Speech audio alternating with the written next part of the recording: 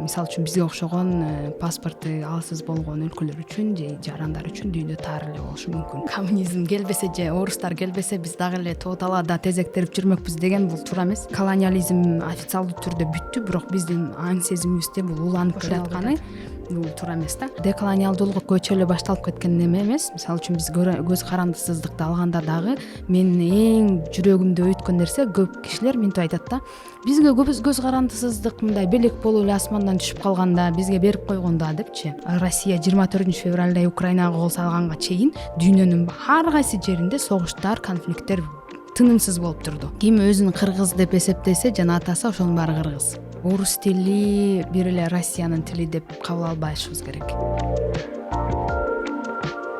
Барына салам, бул Медина баштан башта жана бүгүн бизде антрополог, изилдөөчү Илимзар подкастынын авторкасы Зарина конокто. Кош келдиңиз. Негизи эле өзүңүз жөнүндө кененирээк тааныштырып, эмне менен алектенесиз? Антропологияда угуп жатабыз, бирок бизге абстрактуу темадай көрүнөт го, анан кийин түшүнө бербейбиз да. Ошо. Саламатсыңар, Медина. Абдан кубанычтамын ушинтип сиздердин подкастта баарлашып маектешип жатканыбызга. Ооба, негизи антропология деген жат угулат да көп кишиге. Анан мен деле мурда сиздей кезимде жаңы университет окуп жүргөндө эмне экенин билчү эмесмин. Өзүм ушу улуттарды, маданиятты, тарыхты изилдегим келип жүргөндүктөн ушул багытка кызыгып калгам. Негизи антропология дегенде эми эгерде сөздүн өзүн алып карасак, антропос адам, анан логос бул окуу же адам зат, адамдар тууралуу илим жазуу, үйрөнүү деген түшүнүктү берет жана башкача айтканда адамзатка тиешелүү бардык тармактарга кызыгат да, илим катары. Негизи антропология деген бизге жат болгонун себеби бизде башка терминдер ушул антропологиянын ишин аткарчу да. Мисалы үчүн эски убактарда этнографтар, этнологдор жана археологдор тарых бөлүмүнүн ичине кирет. Анан этнографтар менен этнологдордун жасаган иши, археологдордун деле жасаган иши ошол антропологдордун жасаган ишине туура келет.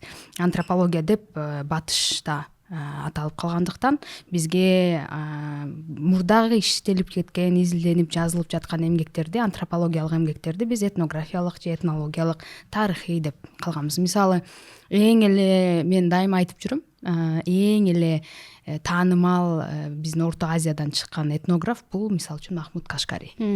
Ал киши өзүнүн жашаган бир эле шаарын же болбосо аймагын эле изилдебестен тегерек четиндеги ошо Орто Азия калктарын изилдеп, ошолордун тилин тактап, баягы сөздүк түзүп, бирок ал сөздүк жөн эле тил жөнүндө эмес, ошол эле учурда маданияты, тарыхы, кулк мүнөзү же болбосо үрп адаттары тууралуу бизге сонун бай маалымат калтырып кеткен да. Ошондуктан мисалы биз антропологдор эмне кылат дегенде, ошо мисалы Махмуд Кашкаринин эмне кылганын, бизге кандай чоң мурас калтырып кеткенин ойлонгондо ошондой деп атап койсок болот. Эми анан албетте антропологдор ошентип эле жүрө бербейт да.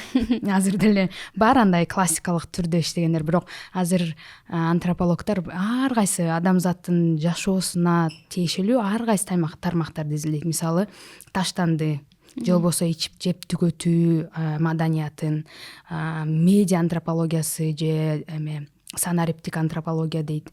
Адамзат, адам коомчулуктары, инсандар өздөрүнүн ушу санариптик мейкиндикти өздөрүн кантип алып жүрөт, өздөрүнүн иденттүүлүгүн, кайсы иденттүүлүктөрүн алдыга чыгарып, сүрөп, ушинтет кайсы маселелерди талкуулашат дегендей. Же болбосо жол антропологиясы бар. Мен ошо жолдорго кызыгып, жолдор жөнүндө изилдеп жүрөм. Тарыхый, философиялык антропология деп коет. Деги азыр мынтип антропологдор бир гана моуну изилдейт деген эч кандай мындай эреже жок да. Азыр себеби айткандай эле адамзатка тиешелүү болгон бардык азыркысын, өтмүшүн жана келечекте боло турганын изилдей тургандар. Мисалы үчүн азыр жасалма интеллект жана санариптешүү абдан курч маселе болуп турганда, активдүү түрдө биз санариптешүүнүн же болбосо жасалма интеллекттин дизайн антропологиясы бар да. Ушул деңгээлде алып карайт. Анан бул илим дисциплинасына кирет, ошо коомдук илимдердин ичине кирет.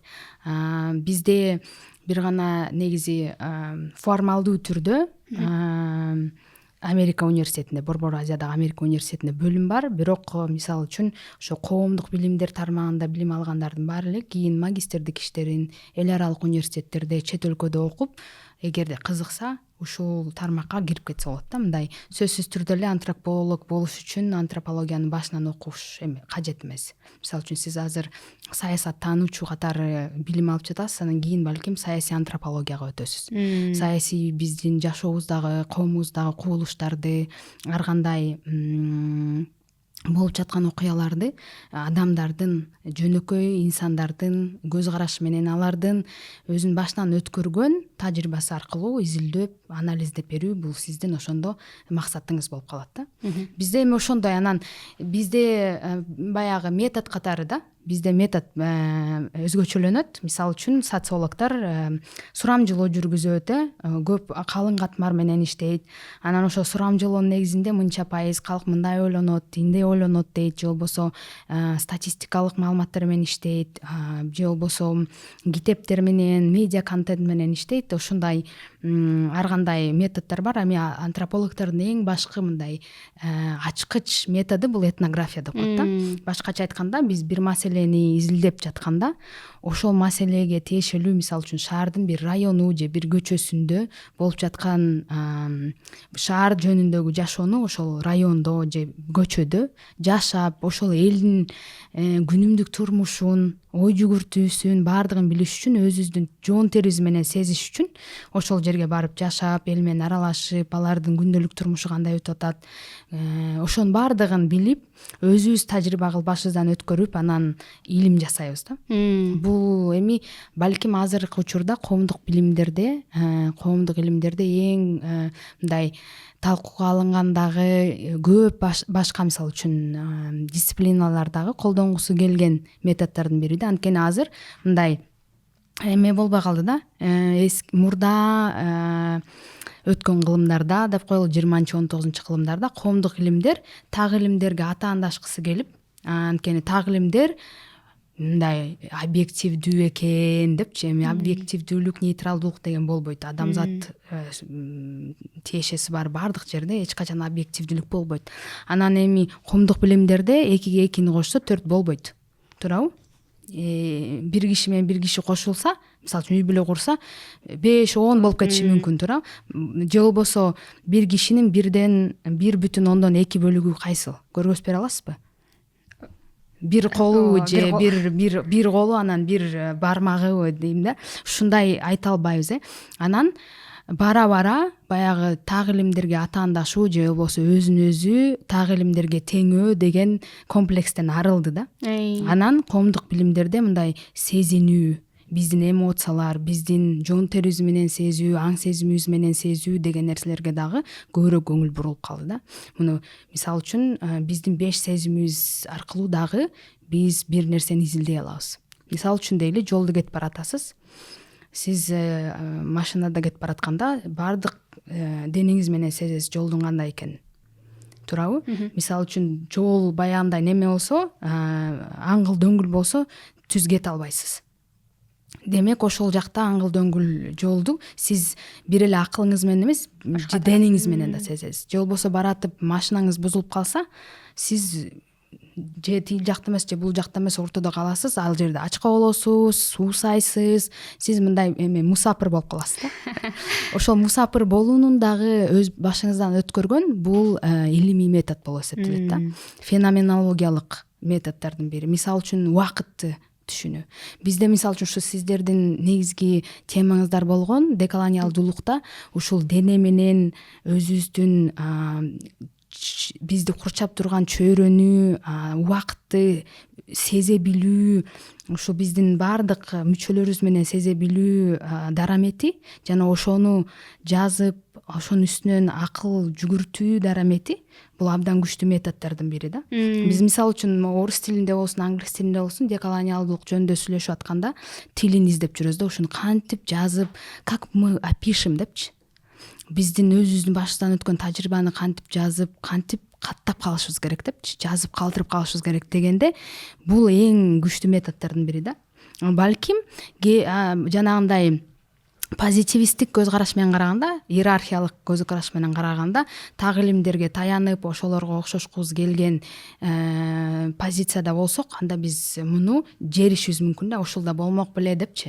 Бирок чындыгына келгенде мен айткандай эле биз адамдар эмоционалдуу, социалдык, мындай коомдук жандыктар болгондуктан биз буларсыз жашай албайбыз жана буларды жазып калтырып, ошонун үстүнөн анализ жүргүзүп, бул кандай тажрыйба болгонун ой жүгүртсөк, бизге бул эң күчтүү курал болуп берет да. Именно өзүбүздү жана өзүбүздүн калкыбызды, коомубузду бул методду азыр көп башка илим дисциплиналарда колдонот. Азыр айтпайсызбы, бул антропология метод катары колдонуп атабыз депчи, анан кийин азыр ошого антропологияны деколонизациянын эмесинде процессинде көргүбүз келип атат да, бул чыгарылыштачы. Анан бул жакында эле могу согуштан Украина менен Москванын ортосунда, Украина менен Россиянын ортосунда согуштан кийин бул деколонизация деген термин өлө обширно, аябай эле тарап кетти да, баары эле деколонизация ушундай болуш керек, ар кандай да ойлоручу. Анан деколонизация кыргыздар үчүн эмне алчы? Эмне үчүн биз өтмүшкө барып аны ойлоп, эмнеге Россиянын ролу кандай болуп экенин, ошонун баарын биз эстеп, аны мындай аң сезимдүү, акыл эстүү ага мындай жеткирип, почему мы должны стать осознанными дегендейчи. Менин оюмча биз дегенчи бир нерсени аныкташыбыз керек да, ошол эмнеден деколонизация болобуз. Бул биз анткени колониалдуулук же колониализмдер ар кандай болгон да, бул бирөөсү бүтүп экинчиси башталат деп эч ким айтпайт. Бул гибриддүү процесс да.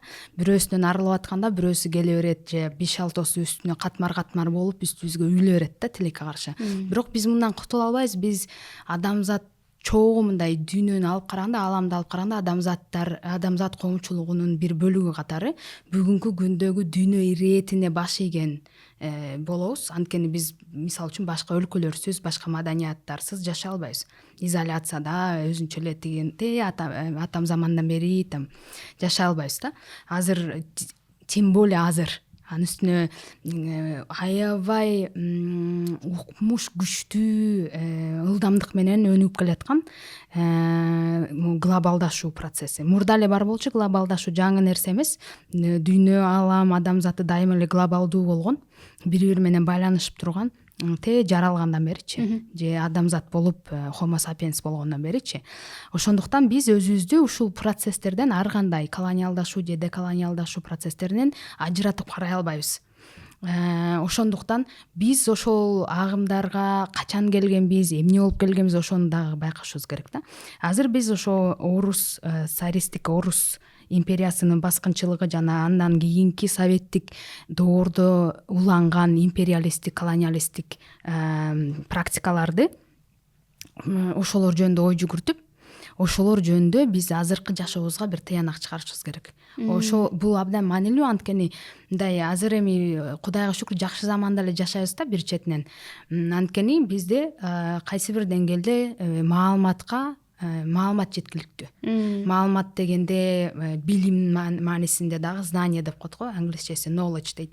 Ошол эле учурда илимий маалыматка негизи бай да азыркы учурда. Интернет аркылуу азыр ар бир кишинин колунда чөндүк телефон аркылуу өзү ар кандай маалыматты алып, талдап отуруп ой жүгүрткөнгө мүмкүнчүлүгү бар да. Ушундай жакшы заманда жашайбыз. Мисалы үчүн мурдагы бизден бир 40-50 жыл мурун бизде өкмөт басып чыгарган китептерди жана гезиттерди окуй эле ошо менен чектелип, мисалы үчүн бир гана 5-6 автор бар болсо, же болбосо ошол союз аймагындагы авторлорду гана билип, жашоо ушундай экен деп гана чектелип калсак, анткени ал жерде чоң цензура болгон, эмне окула турганын, эмне окулбай турганын белгилүү болгон, туурабы? Бардыгын мамлекет чектеп берген да. Азыр болсо андай жок. Биз кааласак азыр Латын Америкасынын тажрыйбасын, Түштүк Чыгыш Азия тажрыйбасын, Чыгыш Азиянын тажрыйбасын, же болбосо Түндүк Американын тажрыйбасын окуй алабыз да. Ошол жердеги калктардын башынан өткөргөн тажрыйбаларды окуй алабыз. Ошондой чоң мүмкүнчүлүк, мындай бизде океан мүмкүнчүлүктөр бар да, билим маанисиндечи.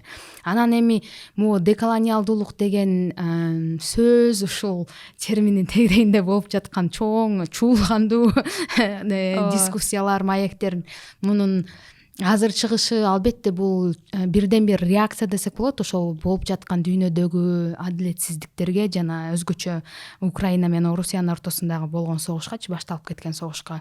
Бул эми согуштун башталышы мурда эле болгон да, бирок азыр мындай полномасштабный деп атпайбы, толук масштабтуу кол салуу болуп, анан чоң уланып эле келатат. Канча деген жоготуулар мененчи ал бизге таасирин тийгизбей койбойт да, тийгизип эле атат. Чоң таасирин тийгизет. Анткени биз ошо эмнеге биз постколониалдуу коомбуз, ошону да көргөздү да. Анткени биз Советтик Союзду колониализмдик же болбосо империалисттик деп карашкан эмес да, буга чейин караган эмеспиз. Тескерисинче мындай жакшы ностальгия менен биздин мисалы үчүн ата эне, чоң эне, чоң аталарыбыз эстейт эле да.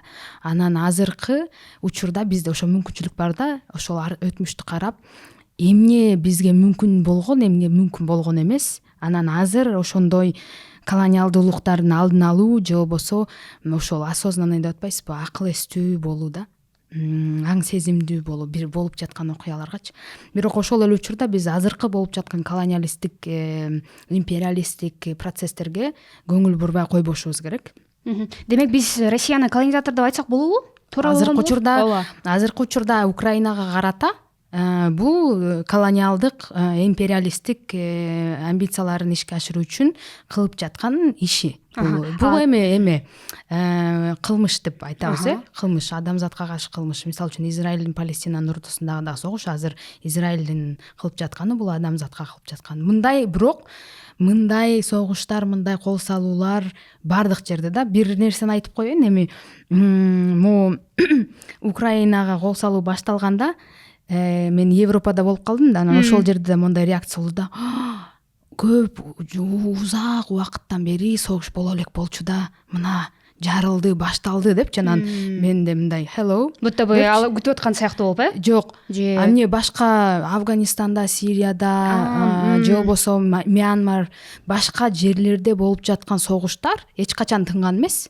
Бул экинчи дүйнөлүк согуштан кийин бүгүнкү күнгө чейинки эң чоң согуш катары кабыл алынышы бул дагы эле дүйнөнүн европоцентристик көз карашы жана ошондой мамилеси экенин көргөзүп койду да. Анткени бүгүнкү ошол күнгө чейин Россия 24 февралда Украинага кол салганга чейин дүйнөнүн ар кайсы жеринде согуштар, конфликттер тынымсыз болуп турду. Ирак, Афганистан, Сирия, мындай эле эң эле билингендерин айтып атам да.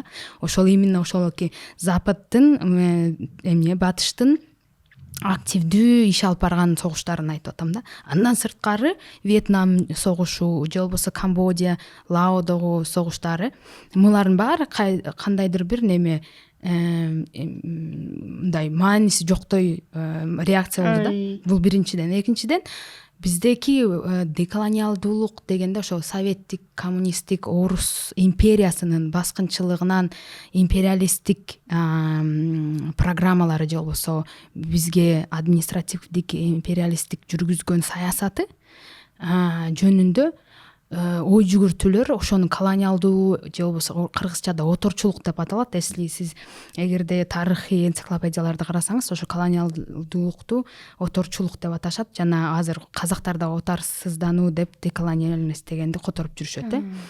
Ошо оторчулар келип ошо мисалы үчүн Кыргызстан, Орто Азия аймагына келгени тууралуу ой жүгүртүүлөр дайыма эле болгон. Бир гана мисалы үчүн Совет учурунда бул жөнүндө айтылган эмес. Аларды эл душманы катары атаган. Мисалы Азамат Алтай белгилүү журналист, ошо азаттыктын башталышында тургандардын бири, ошол өзүнүн өлкөсүнө кайта алган эмес. Кийин биз көз карандысыкты алгандан кийин келип кайтып бир гана жолугуп кеткенге мүмкүнчүлүк алган.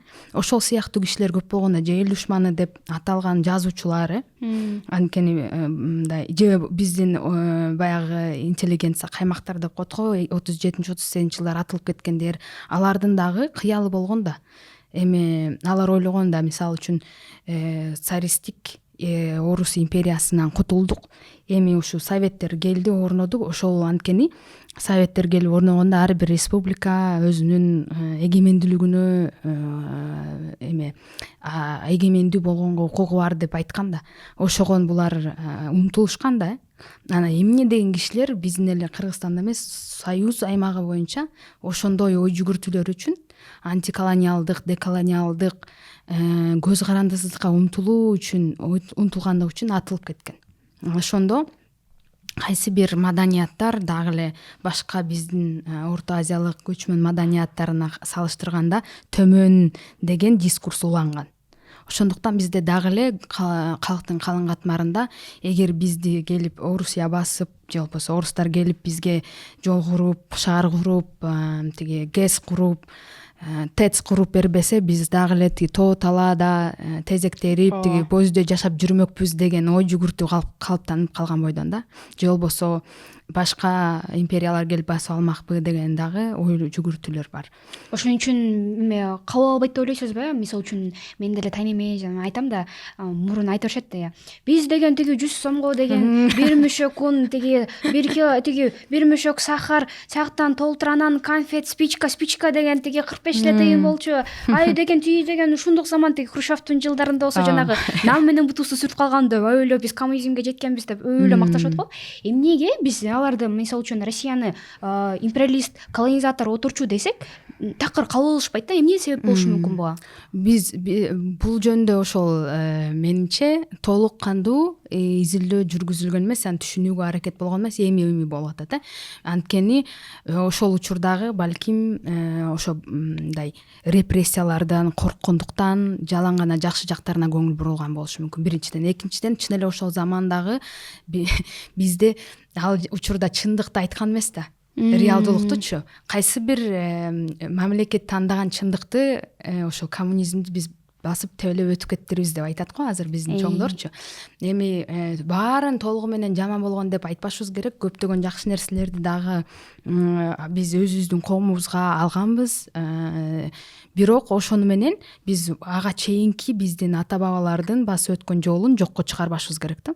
Же маданиятын төмөн паска урбашыбыз керек да. Паска урган дегенди түшүнөсүңбү? Ооба, түшүндүм. Төмөн көрбөшүбүз керек экен. Бул бир аз неме кээ бирөөлөр билбеши мүмкүн да. Мен эми Ван деген жерде жашагам да, эми Памирлик кыргыздар менчи, анан ошол жерден алып келген кээ бир тилдердин сөздөрүндү дагы эле колдоном да. Ооба, диалектер билем. Жакшы. Неме вот ошо диалект деген сөз дагы бул эме колониалдык бале да. Мисалы бул жөндө айтпайбыз. Мисалы үчүн ошол учурда окумуштуулар бизди түшүнүп, орустардын, царистик Орус империясынын окумуштуулары, андан кийин советтик окумуштуулар бул жөндө элери битикчи деген ойчул тарыхчы көп жазат.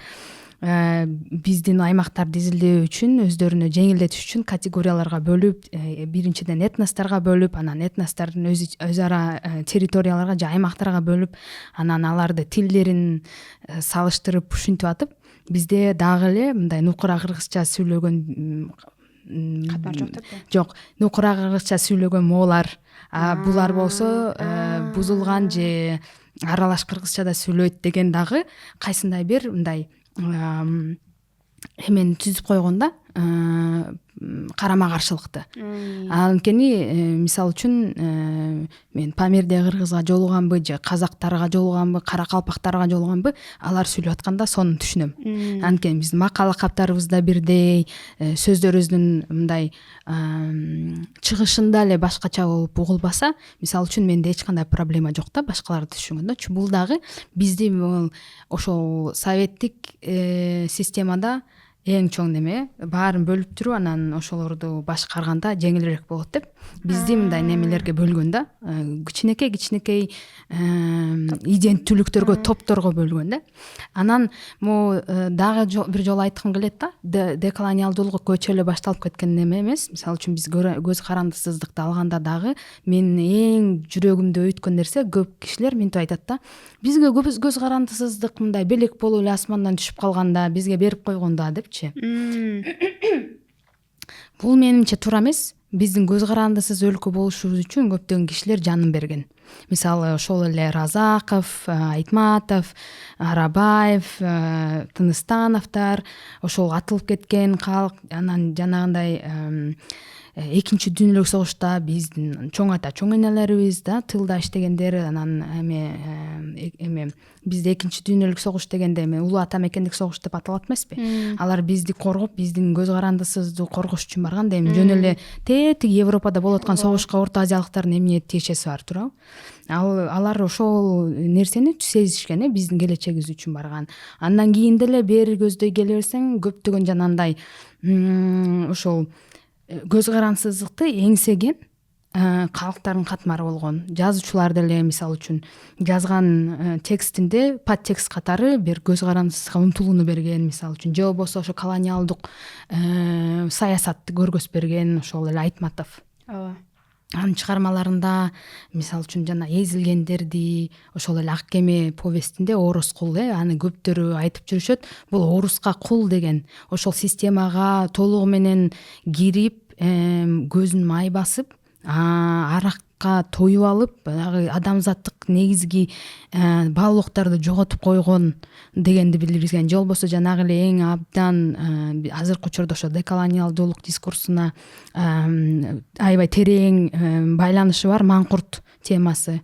Өзүнүн энесин тааныбай калган, физикалык деңгээлде тааныбай калган, бирок ал ошол метафорикалык түрдө дагы биздин өтмүшүбүздү, өзүбүздүн ата бабаларыбызды, маданиятыбызды, алардын тарыхын жерүү, ошолордон баш тартуу, уялуу. Бизде мындай мисалдар көп да. Кыргыз тилинен, же болбосо кыргыз маданияты, сөздүү маданияты, ооз-эки маданиятын жерүү. Анткени жазуу маданияты болгон эмес деп, жазуу маданияты болгон экенин көрсөтүп атат. Ошол эле Элери Битикчи, же болбосо Кыргыз-Түрк Манас университетинде түркология бөлүмүндө эмгектенген биздин илимпоздор, илгерки түрк жазуулары деп коет, же Энисай кыргыз жазуулары деп. Ошолордун болгонун көргөзүп атат да бизгечи. Биз ошолорду кайсы бир империалисттик баскынчылык жана баягы колониалдык саясат негизинде жергенбиз да туурабы? Биз орусча сүйлөшүбүз керек экен депчи. Мисалы, биздин ата энелерибиз айтат го, могул эле 80-чи жылдардын акырында, 90-чы жылдардын башында Бишкек шаарында коомдук транспортто кыргызча сүйлөсөң жаман көз менен карашчу деп. Чурка деп. Бул өзүңдүн өлкөңдө, өзүңдүн борборуңда, өзүңдүн тилиңде сүйлөй албагы бул эмне деген маңкуртчулук? Же эмне деген кулчулук? Ошондой бул нерселерге мисалы үчүн менимче дайыма эле ой жүгүртүп антиколониалдуу ой жүгүрткөн инсандар жана баягы кыймыл аракеттер болгон. Биз аларды же көрчү эмеспиз, байкачу эмеспиз, же бул азыркы термин менен түшүнчү эмеспиз, башкача түшүнчүбүз. Балким аларды улутчулдар деп аташкан, балким аларды диссиденттер деп аташкан. Биз ошолорду карап чыксак болот да. Анан эмне үчүн керек деген дагы бул эми биздин баягы улуттук аң сезимибиз деле эмес, ушу менимче аймактык аң сезимибизди күчөтүү маанисинде. Бизде келечектеги мындай жоготууларды аз кылуу да. Анткени айтып кетпедимби, жаңы колониалдуулуктар бар. Бул капиталисттик колониалдуулуктар да, эми мисалы үчүн экстрактивизм деп коет. Биздин өлкөбүзгө келип, мисалы үчүн эл аралык корпорациялар болобу, ошол биздин кен байлыктарыбызды алып, бизге ууларын таштап, бир канча бөлүк пайызын, акчасын, кирешесин таштап алып кетип калган. Бул да колониалдык, жаңы колониалдуулуктун маселеси да. Андан сырткары биз башка континенттердин дагы, башка өлкөлөрдүн дагы тажрыйбасына көңүл бурушубуз керек. Мореки ошол жанагы деколониалдуулуктун академикалык же болбосо ошо илим жаатындагы талкууларында Анибал Кехано айтат да, Вальтер Миньола дагы айтат, модерндүүлүк, заманбап болуу, заманбаптуулук. Бул колониалдуулуктун караңгы жагы дейт. Мисалы, сиз эме барбы, черная дыра. Ошону биз көрүп аткан жагы балким колониалдуулук, бирок көрбөгөн жагы бул модерндүүлүк дискурсу да. Башкача айтканда, могу чоң империялар, европалык империялар эмне кылган? Алардын колониалдаштыруу саясаты мындай кээ бирөөнүкү системалуу жүргөн, кээ бирөөнүкү мындай системалуу болгонмун эсептеп барып басып алуу, анан ошол жерден чечишкенде эмне кылыш керек ал жерде.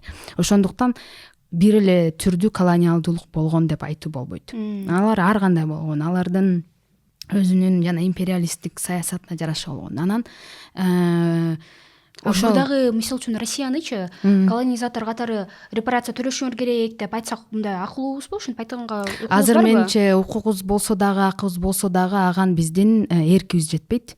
Биз муну кабыл алышыбыз керек. Биз аябай алсыз болуп турабыз азыркы учурда экономикалык жактан, коомдук саясий абалды караганда. Бул эми биз эле эмес, бул азыр дүйнө жүзүндө чоң кризис болуп атпайбы? Ошо пандемиядан негизинде болду. Ар кандай ошо согуштун чыгып кеткенинен болду. Эми азыр андайга барбайт. Андайга мындай эмебиз жок да. Эркибиз да жок, анан дараметибиз да жетпейт азырынчачы. Биз деген биз мындай аймактык деңгээлде биз азыр чоң күчтөрдүн арасында калган аймак болуп атпайбызбы? Мисалы үчүн биз Кытай менен соода саттыгыбызды жүргүзүп, экономикалык жактан байланыш түзгөнүбүз менен, мисалы үчүн биздин бир туугандарыбыз болгон Уйгур автономдук областында болуп жаткан саясий, куугунтук жана чоң мындай геноцид деген дагы эмеге барды, деңгээлге барды. Болуп жаткан саясий окуяларга биз эч кандай эмете албайбыз, реакция бере албайбыз. Же ошол эле Украина маселесине келгенде биз Кыргызстан, Орто Азия өлкөлөрү биз мындай оюбуз жок деген расмий деңгээлде айттык. Азыр эми бул маселени көтөрө албайбыз, менин жеке пикиримдечи.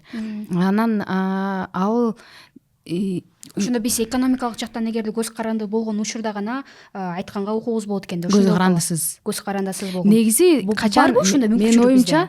Мен оюмча Кыргызстан качан десоветизация болот, ошо советтик жана Орус империясынын эски Орус империясынын колониалдыгынан арылат. Биз аймак катары, Орто Азия чөлкөмү катары чогуу бул жөнүндө ой жүгүртүп, баарыбыз чогуу муну талкуулай алганда.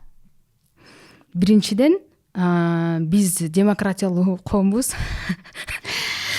Перезапишите, пожалуйста.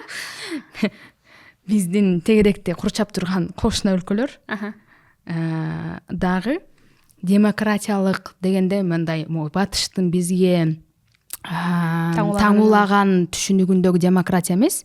Биз өзүбүз баарыбыз маселе кылып, талкуулап, бизге демократия деген эмне деген түшүнүп алгандан кийин ошо чөлкөм катары. Бул мен үчүн биринчиден көз карандысыз эркин өз оюңду, пикириңди билгизүү жана башкалардын пикирин сыйлоо. Ошол эле учурда көп түрдүүлүк, маданий, тилдик, ой пикирдин көп түрдүүлүгүн мүмкүн болгон деңгээлге жеткенде биз ушул чоң талкууларга жете алабыз. Жана ал үчүн Орусиядагы калк же болбосо интеллигенттер же окумуштуу изилдөөчүлөр, саясатчылар, алар дагы кичине ылдыйраак түшүп, өздөрүн биздин менен тең ата отуруп сүйлөшө алган деңгээлге түшкөндө сүйлөшө алабыз. Бул жөнүндө Ботакөз Касымбекова деген казак окумуштуусу жазып жүрөт. Мен ага толугу менен кошулам. Анткени ошол эле Орусиянын азыркы чындыгында, реалдуулугунда орус саясатын жана Путиндин саясатын сындап жүргөн неолибералдык же болбосо солчул көз караштагы окумуштуулар, интеллигенциянын өкүлдөрү бизге карата империалисттик көз карашта да. Алар бизди дагы эле кичине сезет жана бизди кемсинтет, өздөрүнө тең ата отуруп алар менен сүйлөшө алган деңгээлде деп эсептебейт. Биз качан ошондой отуруп биздин чөлкөмдүн өкүлдөрү менен чогуу отуруп бул жөнүндө чогуу талкуулай алганда жана бири бирибизди күнөөлөбөстөн өзүбүздүн оюбузду, пикирибизди билдире алганда ошогон жетебиз. Эми сөзсүз эле Кенемте Төлөө эмес, балким муну да кабыл алуу, алар дагы ошол саясатты жана мисалы үчүн Советтик Союздун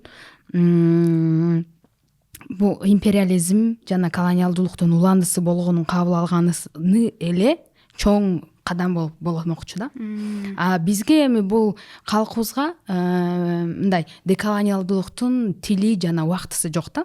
тили же болбосо методу жок. Бир методычы ар кайсы түрү метод бар. Мисалы үчүн сүрөтчүлөр өздөрүнүн сүрөтү аркылуу же искусствосу аркылуу жеткирет, изилдөөчүлөр өздөрү, журналисттер силер өздөрүңөрдүн ишиңер аркылуу. Бунун баардыгы өзүнүн методу болот, тили болот. Сиз антрополог катарычы кандай деколонизациялык иш жасадым деп ойлойсуз? Биринчиден бул менин позициямды элестеп коет. Мен өзүмдүн турушум, мен өзүмдү деколониалдуу көз караш менен көп нерсеге карай турганым. Бул мен антрополог катары эмес, Орто Азиялык изилдөөчү катары. Мен өзүмдү деколониалдык изилдөөчү деп эсептейм. Анткени мына элементардуу бир нерсени айтайын. Биз азыр ушу илимди алып карасак деле, жаңы колониалдуулук же болбосо баары бир евроцентристик батыш борборлошкон, батышка багытталган, ошолордун айтканына багытталган стилде, мүнөздө илим жазабыз да. Анан ошол учурда мисалы менин деколониалдуу мындай кадамым ушул болду. Мен жергиликтүү биздин авторлорду, биздин жазуучуларды өзүмдүн илим эмгегиме коштум. Алардын китептерин, макалаларын өзүмдүн илимий эмгегимде колдондум. Башка мисалы үчүн ошол батышта илим академиялык чөйрөдө эң популярдуу болуп, укмуш атак даңкка жеткен окумуштуулардын жанында ошолорду колдондум. Бир кичинекей блог болсун, же болбосо бир кишинин мемуары болсун, өзүнүн өмүр баяны жөнүндө жазган. Ошону коштум. Бул дагы менин кайсындай бир кадамым деп эсептейм. Кошумчам. Анан бара албетте бул өсүш керек, өнүгүшү керек. Анткени илим жаратууда, илим жазууда биз дагы азыркы дүйнөнүн ирети ушундай. Биз ошол батышта болобу, чыгышта болобу билим алганда ошол жердин университеттердин же академиялык чөйрөнүн бизге көрсөткөн жолу менен жасайбыз. Биз биякта деген жомокторду жазышыбыз мүмкүн, сиздин өмүр баяныңызды жазышыбыз мүмкүн. Бунун баардыгы бул знание, knowledge же болбосо билим катары кетиш керек. Бирок аны ошол эл аралык деңгээлдеги батыштын түшүнүгүндөгү академикалык билимге же болбосо илимге жайгаштырууга биз көрсөтүп беришибиз керек да. Ошо эмне үчүн бул дагы ошол концепттик деңгээлде, концептуалдык деңгээлде маанилүү экенчи. Анткени бизде мындай концептуалдык деңгээлде ой жүгүртүп, ошо деколониалдашуу боюнча дагы, ошо ойторчулуктан, ой жүгүртүүдөн арылуу боюнча дагы концептуалдык деңгээлде жазып чыгарган илимий эмгектерибиз жок. Же болсо дагы ал биздин өз ара эметет да, сүйлөшүп жүргөн эле тилде болушу мүмкүн.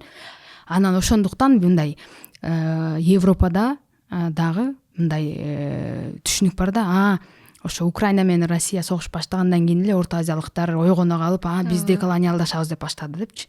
Ал эмес, ага чейинки болуп жаткан мисалы үчүн ошол элери биттикчи, ал ойчул, деколониалдуу ойчул философ.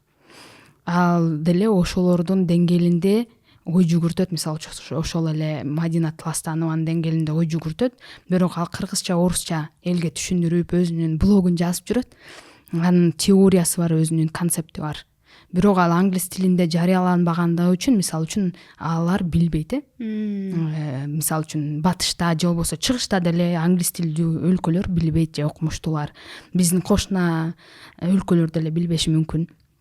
Бул дагы баягы эле тилдин гегемониясы. Ал дагы жакшы орусча мисалы үчүн жазгандыктан балким аны орусиялык, казак же болбосо кавказдык башка биздин коллегаларыбыз балким окуйт жана ал жөнүндө кабары бар да.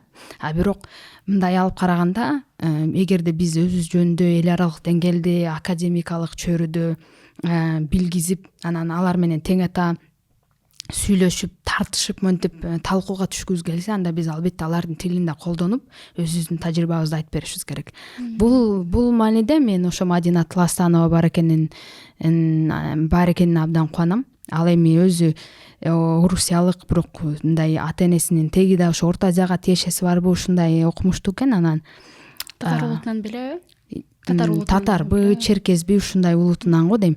Бирок ошо орус тилдүү болчу, анан англис тилинде азыр мындай эл аралык деңгээлде ушу постсоветтик, постсоциалисттик же болбосо постколониалдык тажрыйбалар жөнүндө биздин чөлкөм жөнүндө айтканга аракет кылып жүрөт да, анализ депчи. Анан негизи эле биз жашообузда анализ жүргүзүү керек да, туурабы? Ар бир башыбыздан өткөн нерсегечи. Ушу бизде дагы деле бар да, ушул колониалдык түшүнүк дагы деле жашайт да биздин ар бир, мисалы үчүн бардыгында эле дейм. Жана элементарно алсак, жана ну-ка все вместе поем деп мындай биздин ырчыларыбыз деле Россияга барбырдап жүрүшөт. Аяктан жеңип алса, вау, Россиядан жеңип келиптир деп баягы эле колониалдык түшүнүк. Же болбосо элементарно жумушка барсаң, эгерде орус тилин билсең, уже престиждүү айылга келгендер орусча билбейт десең, уялышат да. Бул болгон эле нерсе. Анан ошол колониалдык түшүнүктөн кантип арылышыбыз керек негизи? Бул колониалдык тили түшүнүк эмес, эми берки экинчи суроонун экинчи эмеси ооба колониалдуулук түшүнүк болушу мүмкүн, бирок могу эме не записал. Орустар Россияга барып бирдеме жеңип келген. Балким. Ну, бывает же так, вот это типа тянет. Дагы деле бар да, ошактын эмесин таануусун, признаниясын алуу. Уже это типа что-то чем-то, да? Статус деген сыяктуу. Эгер бул жакты жөн эле качсаң, ой, чак эле алып келген тура. Эгер даже элементарный Европага баргысаң, Европага барып келиптир деп коет да.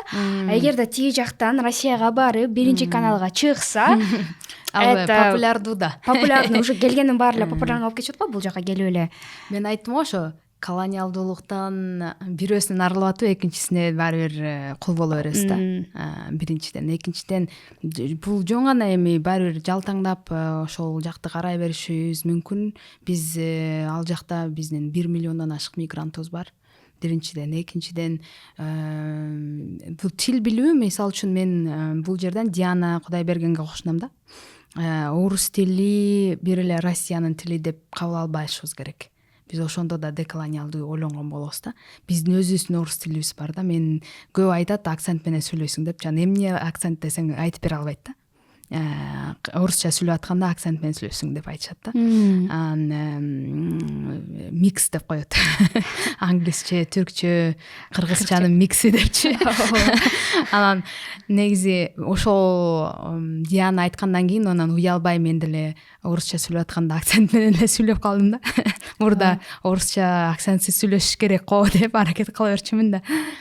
Башкача айтканда бул мындай ошол оюна толугу менен кошулам да. Казак, кыргыз же Орто Азиялыктар же болбосо Кавказдык калктардын сүйлөгөн орусчасы алардын өзүнүн тили деп, өзүнүн стилиндеги тил деп койсок болот го дейм.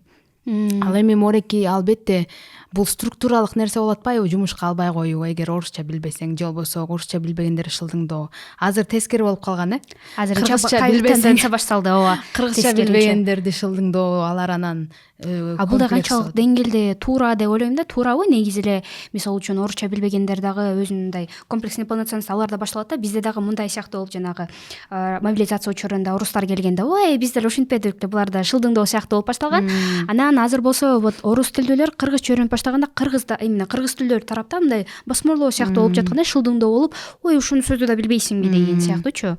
Бул эми жөн эле нормалдуу эле көрүнүш го, анткени мурда да өздөрү ошонун башынан өткөргөн да. Анан азыр бизде эми толеранттуулук балким бул маселе. Толеранттуулук маселеси да, сабырдуулук, башкаларга көп түрдүүлүккө болгон мамиле да. Анткени мен ишенем, ошо колониалдуулук болгонго башталганга чейин, именно биз сөз кылып жаткан колониалдуулук башталганга чейин Орто Азия калктары жана Орто Азия чөлкөмү абдан көп түрдүү иденттүүлүктөргө болгон да. Анан алар абдан ийкемдүү иденттүүлүктөр болгон. Анан кийин бизди мисалы үчүн немелерди, көчмөндөрдү отурукташтырып, жашоо турмушун толугу менен кести да, башкага айландырды. Анан биздин жерлерибизди өздөрүнүн максатында колдонду, мындай бийликти кармап туруш үчүн колдонду. Анан эксплуатация кылды, экстрактивисттик дедим, жанагы бир жерден байлыкты мындай казып, сууруп кетүү да. Анан биякта калбайт да, баары эле ошол борборго кетет да. Анан Союз таркаганда биз көрбөдүкпү эмне деген кеде экенинчи. Союз калктары. Ушундай кедей экономикалык жактан жетишпей атып ошон дагы таркап кеткендей чоң өбөлгө түзүлгөнүн көрдүк да. То есть баягы жана биз сөздүн башында айтып кетпедикпи, ай сонун болчу 100 сомго баары келчү деген, бул ошол эптеп кармалып турган нерсе болгон да. Ошол жөнүндө мисалы үчүн тоже айтылбайт. Анан могу тил маселеси, тилге биз эме менен келишибиз керек да, өзүбүздүн каалообуз менен келишибиз керек да. Бирөөнү шылдыңдап же болбосо бирөөнү атайын мынтип ошого түртүп мындай заставлять этипчи ошентип үйрөткөн болбойт. Анан албетте бул жерде метод, окутуу методунун чоң көйгөйү. Азыр изентүүлүк деп калдык да, анан кийин мындай карап турсак, азыркы кыргыз ким? Изентүүлүгү эмнеде да? Анан ушул өзүбүздүн эгемендүүлүгүбүздү алгандан бери биздин мындай жеке азыркы мындай 2023-жылдагы кыргыз изентүүлүгү калыптандыбы деген суроо да. Ким өзүн кыргыз деп эсептесе жана атаса, ошонун баары кыргыз. Этникалык иденттүүлүктүн баары конструкт болуп эсептелет. Идеологиялык, тарыхый, маданий, убакыттын жана социалдык конструкт дегенде бул бир нерседен келип түптөлүп келип чогундусу болот да ошонун. Ошондуктан эч кимге сен кыргыз эмессиң дегенге акысы жок. Ким сиз экөөбүз өзүбүздү кыргыз деп санайбызбы, сезебизби, демек биз кыргызбыз. Биздин өлкөдө, аймакта жашаган башка улут, дин, көз караштын ээси болгондор дагы өздөрүн кыргыз деп сезген учурда кыргыз болуп эсептелет. Анан кыргыз мондай болуш керек деген дагы эреже болбош керек да. Бул анда биз диктатуранын туу чокусуна жеткен болобуз да. Кыргыз мондай кийиниш керек, кыргыз мондай отуруп туруш керек, мондай тамактаныш керек деген бул болбойт. Ошондуктан биз кыргыз, өздөрүн кыргыз сезген кыргыздардын баары ар түрдүүбүз. Мисалы үчүн мен тоголок сөйкө тагынам, сиз узун сөйкө тагынасыз. Биз дагы эле кыргыз боло беребиз. Тырмаңызды мисалы үчүн көккө боёйсуз, бирок кызылга боёйт, ал деле кыргыз боло берет да. Бул же калпак кийип, бирок калпак кийбей жүрсө дагы бул кыргызыраак экен деген да болбойт да, менин оюмча. Ичинден отура, ичинден. Негизи өзүбүздү кыргыз сезип, өзүбүздү кыргыз деп атасак, бул баары кыргыз болот. Анан эми калыптанып калганда, атам замандан бери эле калыптанып келатат. Ошондо биз мындай азыр тарыхчылар өлө жакшы көрөт го ошол теманы. Азыр дагы чоң мындай кеп болуп атпайбы Facebook тармагында, тиги энеси айлык кыргыздар, анан 6 айлык кыргыздар же орто азиялык теңир тоо кыргыздары деш керекпи, же баары кыргызбы, анан кимдин беги ким депчи. Ал эми тарыхчыларга эле коюш керек го дейм бул теманычы. Бирок биз бүгүн ушул этностун атын, ысымын алып жүргөн инсандар катары, бүгүн Кыргызстанда жашап, Кыргызстандын жарандыгын алып жүргөн инсандар катары биз өзүбүзгө баалуулуктарды, албетте баалуулуктарыбыз менен карашыбыз керек. Баалуулуктар да ар кандай, ар түрдүү. Мисалы үчүн азыр мисалы үчүн хиджаб кийген, же болбосо сакалын өстүргөн жаш мусулман жарандарыбыз, алар дагы кыргыз. Мисалы үчүн кыргыз эч качан минткен эмес, кыргыз тигиндей болгон эмес. Анан кайда баратабыз деген баягы билборддор пайда болгон эле. Бул эми ошол баалуулуктардын, ар кандай көз караштардын өз ара атаандаштыгы. Бул болуш керек, бардык жерде бар, дүйнө жүзүнүн бардык жеринде, Америкада деле бар,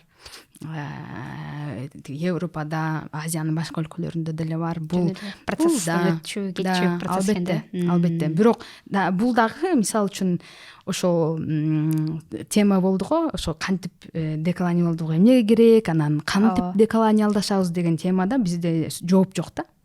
Ал анткени ошол деколониалдуулук жөнүндө академикалык деңгээлде жазгандар өздөрү айтат да, эч ким деколониалдуулуктун автору боло албайт.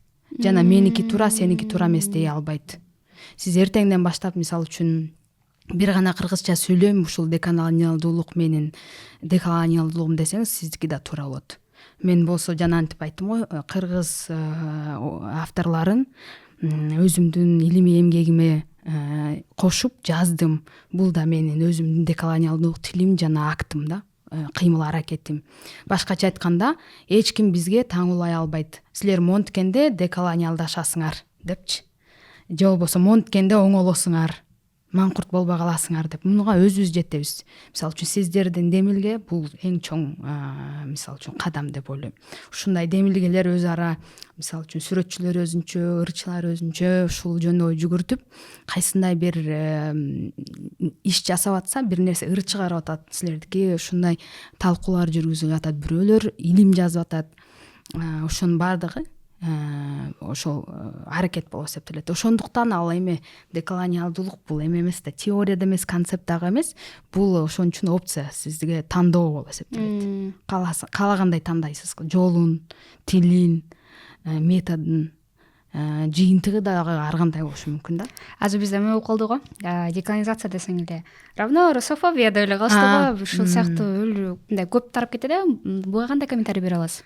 Анын деле чындыгы бар болуш керек. Эгерде биз айткандай мондай отуруп талкуулай алганда, бирок ошол жерде мисалы үчүн бүгүнкү күндөгү орус калкына же маданиятына мындай сын көз караш менен кароо бир нерсе, а жек көрүү, аларды жерүү башка нерсе да. Анткени биз мен орус калкын билбейм да, ал жакта жашап көргөн эмесмин, алар эмненин башынан өткөрүп атканын билбейбиз.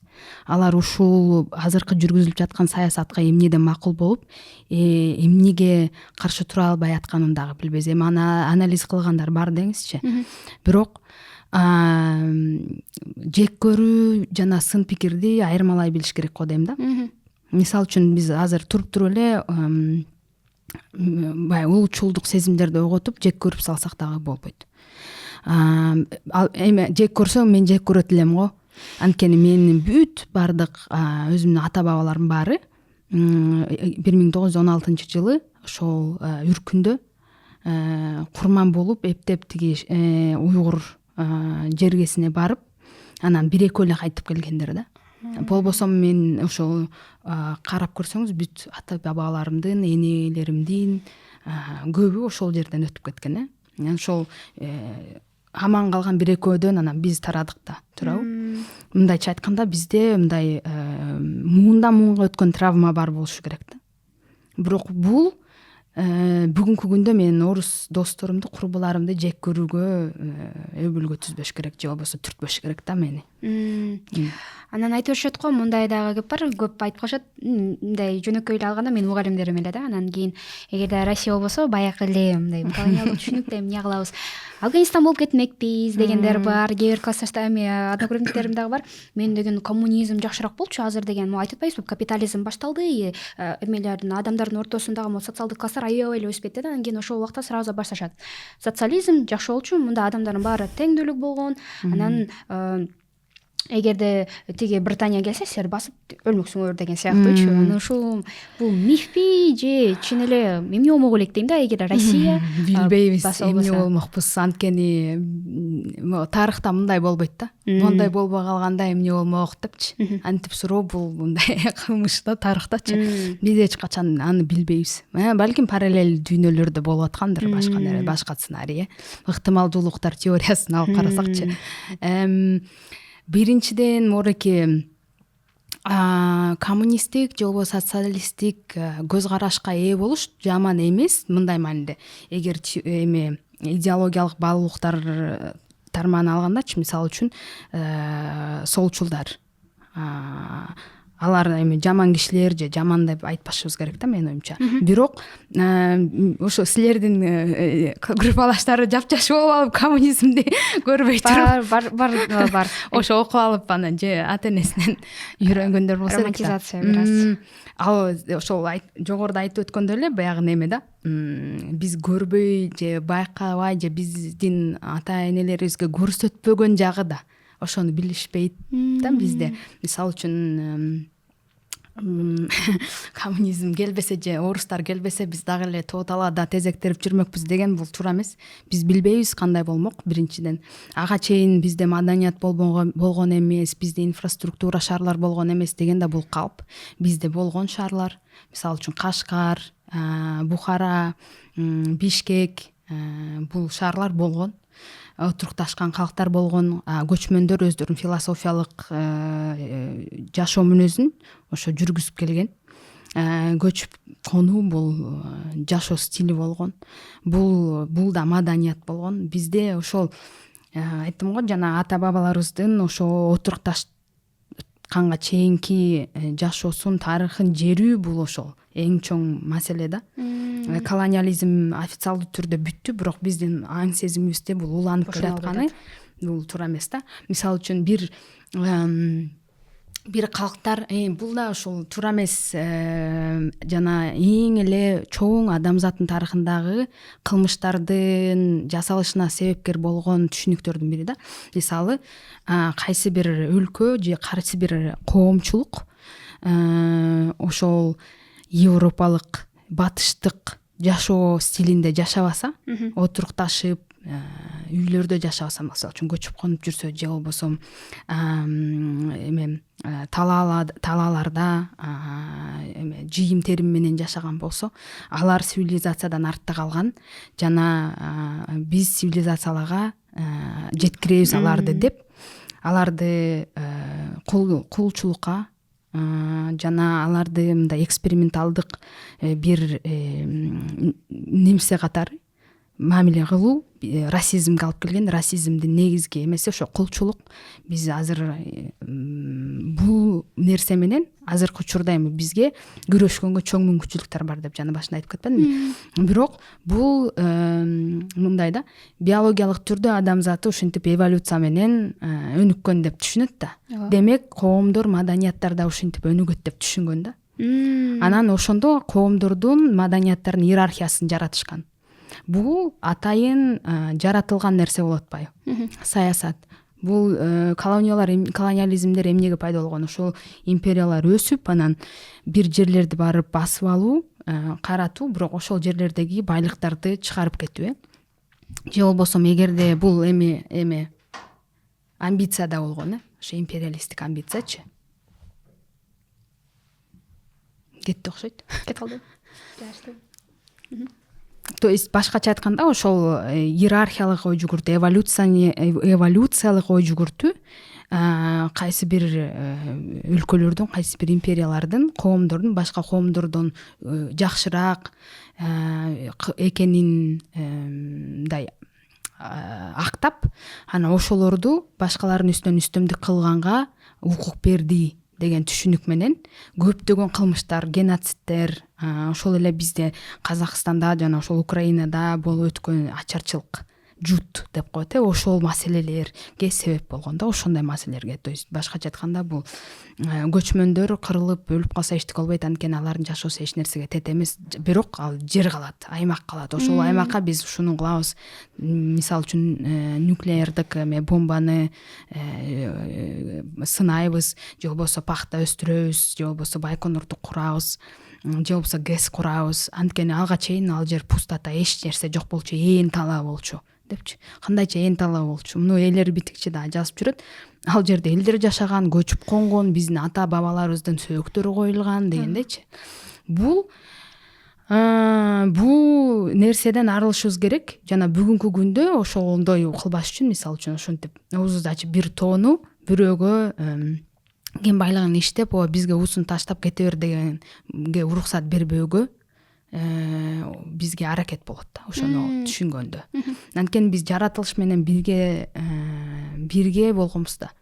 Эми романтизация жана экзотизация кылыштын кереги жок. Бизде деле ал учурда чоң башка көйгөйлөр болгон. Бизде деле кедей, бай деп бөлүнүп, мындай чоң эле мындай башка маселелер болгон. Биз билбейбиз аялдарга кандай мамиле жасалган, балдарга кандай мамиле жасалган, бири-бирине кандай мамиле жасалган, өз ара ынтымак болгонбу. Ошолорду жакшы биле албайбыз, же болбосо мындай тарыхтан эле окуй алабыз. Бирок бүгүнкү күндө ошол капиталисттик, терең капитализм болуп атпайбы? Ичип жеп түгөтүү маданиятына кирип кетти да, массалык түрдө дүйнө эмесичи, дүйнө калкычы. Ошондо биз азыр мореким климаттык өзгөрүүлөр, азыр биз декабрдын аягында турабыз, жаздын күнкүдөй жылуу эшик. Биз азыр сезип атабыз климаттык өзгөрүүлөргө. Ушуга мисалы үчүн жоопкерчиликтүү мамиле кылууну, ошого дагы бизге себеп болуш керек да, деколониалдык ой жүгүртүүчү. Анткени тообуз, көлүбүз биздики, биздин келечекте муңга калат.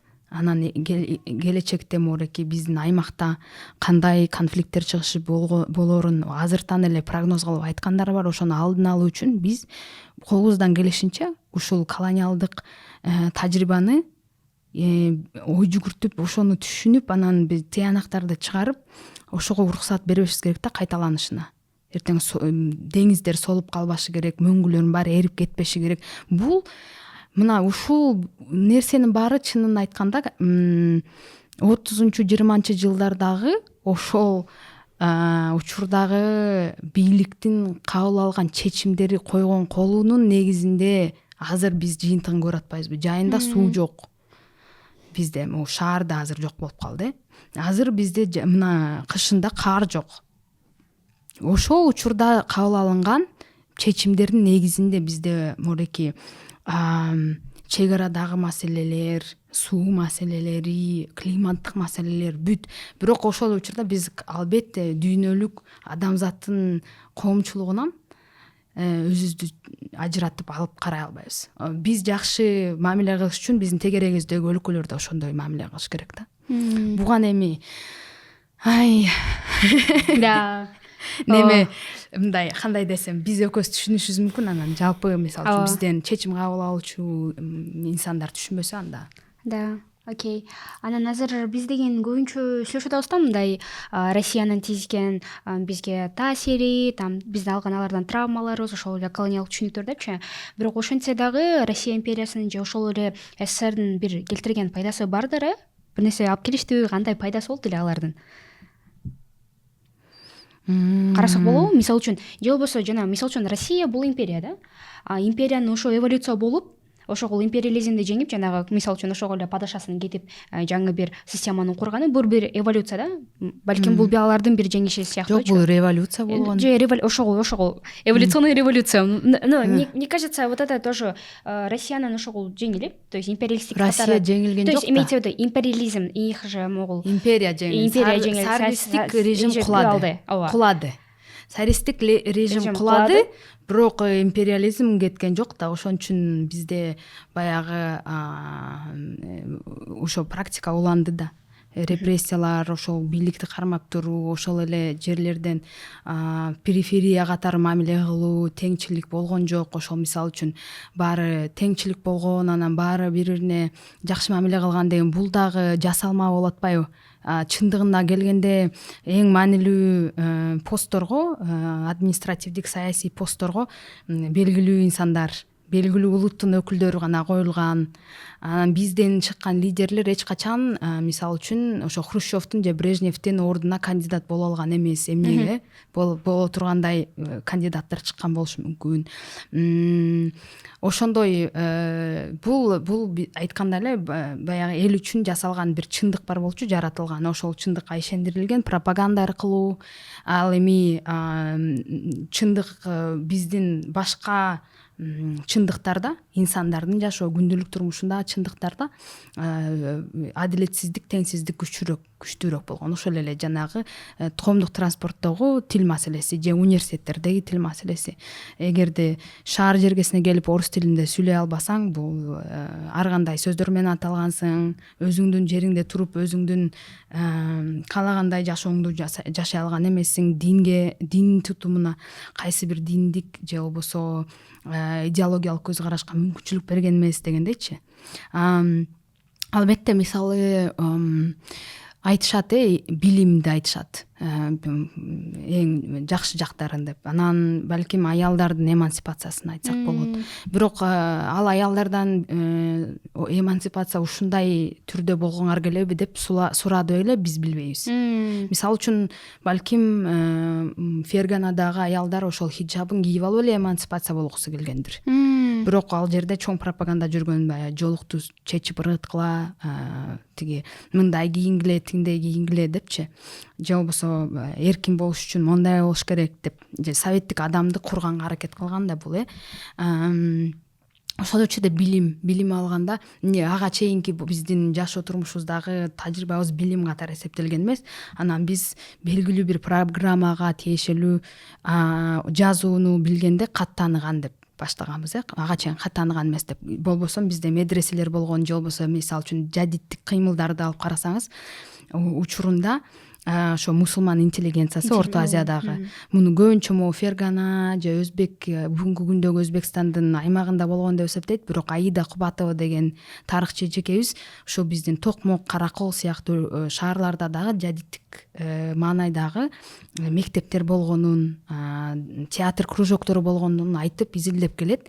Биздин ошол эле тарыхчылар, ошол Касым Тыныстанов, Осмон Кызыл Кыргыз эмне эле Осмоналы Сыдыгулуу, Осмоналы Сыдыгулуу деген тарыхчыларыбыз жазып кеткен, мисалы үчүн нерселер араб ариби менен болобу, латын ариби менен болобу, буларды эмнеге биз анда билим деп же мектеп деп эсептешибиз керек. Бул ошону айтпадымбы жана теңдештириш керек да, баланс кармаш керекпиз да, менин оюмча. Такыр эле жаман деген да болбойт, жакшы деген да болбойт. Именно ошон үчүн биз өзүбүздүн бир туугандарыбыздын, ата энебиздин, тайыне тайынта чоң эне чоң аталарыбыздын үй бүлөлүк же болбосо коңшу колоң, аймактык, же болбосо балким урууларыбыздынбы жеке башынан өткөргөн тажрыйбаларын карап чыгып, ошондо биз бир бүтүнгө келсек болот. Бирок бул эми тарыхта биз аны жерибешибиз керек, анан баары жаман болуш керек деп да айтышыбыз керек. Анан биз айттым го, жаңы колониалдуулуктар бар. Бир гана эми нерсе тилекке каршы баары бир азыр дүйнө мына глобалдык түштүк жана глобалдык түндүк, же болбосо батыш жана калганы, ушундай бир түшүнүктөрдө, географиялык түшүнүктөрдө карайбыз да. Болбосо тиги эме географиядагы кичине алмашып калган биздечи, чыныгы географияны да карабайбыз. Ошолорду ошол тилекке каршы ушундай чоң дискурстар бар да, глобалдык.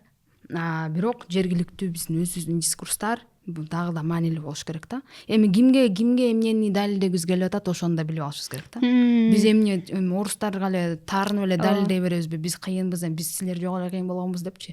Алардын балким биз менен иши да жок да. Биз өзүбүз бир нерсени билгибиз келсе, балким ошонун жолун издеп табуу бирден бир маселени чечүүгө алып келет болуш керек.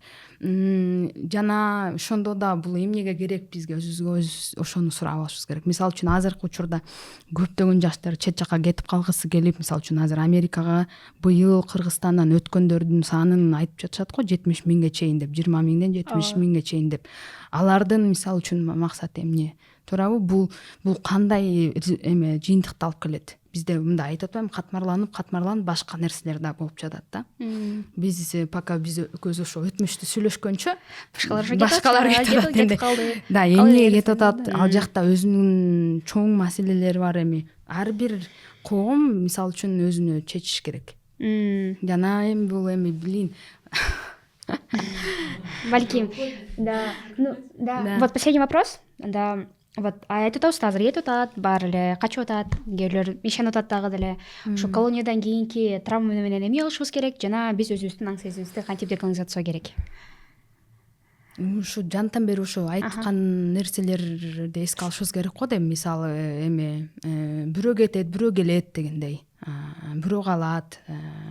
Биз багытыбызды ошол негизи могу чек аралардын баары негизи конструкция өзүчү. Чыныгы чек аралар жок. Муну биз бул глобализация деген калптын жыйынтыгы. Жана колониалдуулуктун караңгы жагы бул модерндүүлүк деп эдикпи, бүгүнкү күнү бул глобализация деген шумдук. Дүйнө бирөө үчүн глобалдуу, бирөө үчүн кичинекей жана таар. Мисалы үчүн бизге окшогон паспорту алсыз болгон өлкөлөр үчүн же жарандар үчүн дүйнө таар эле болушу мүмкүн. Же билимибиз жактан аксап атсак да. Анан аң сезимибизди бир нерседен деколониалдаштырганча экинчиси келе берет. Ошондуктан биз бир нерсени түшүнө алышыбыз керек. Биринчиден, мисалы үчүн менимче адамгерчилик болуш керек да көп нерседе. адамгерчиликтүү болгондо гана сен биринчиден биз баардык адамзат баарыбыз бирдейбиз, эми Кудайдын мурдунан эч ким түшкөн эмес, баарыбыз Кудайдын алдында бирбиз, кыргызсыңбы, американлыксыңбы дегендейчи. Анан кылган иш аракетиңе жана ошол ичиңде ниетиңе жараша болот да. Бирок даават айтып кирди деп ойлобогула деп айткым келген нерсе, бирөө жакшы бирөө жаман деп эч нерседен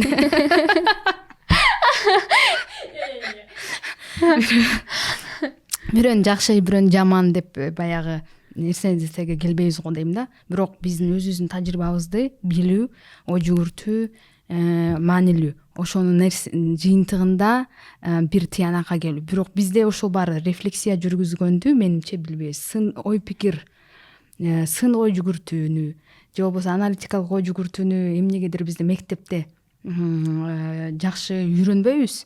Анан ошондуктан бизде көп маселелер бар да, коомдук маселелер. Ошон үчүн фейк жаңылыктарга көбүрөөк ишенип кетебиз, троллдорго ишенип кетебиз дегендей. Бул маселе чоң болуп атпайбы?